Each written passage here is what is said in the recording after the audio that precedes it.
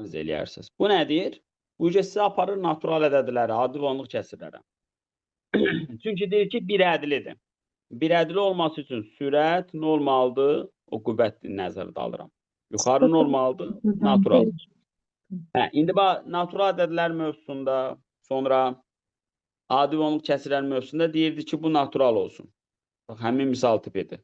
Onu mən sizə çoxlu üsullarla öyrətmişdim. Ya vurğuları ayırmalısınız, ya bu m plus 1-ə nə deməlisiniz? Bütün dərslərimizdə var. X. Onda m nəyə bərabər olur? Onda bu olur 3 dənə x minus 1 plus 15. Burada da x. Bunu da açanda olur 3x plus 12 böl x. Bölürəm 3 qalır, bölürəm 12 böl x qalır. İndi bax, bura nə olmalıdır? Natural. Amma bir şey var. Bax, sənin m plus 1-in m natural olduğuna görə 2-dən başlayar. Yəni, x-in 2-dən başlayan bir ədəddir.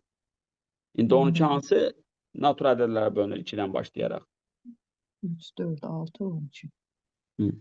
Neçə qiymətində? 5 qiymətində. 1 ödəmir. X-ə 1 versəm, m 0 olacaq. Anladıq? 70.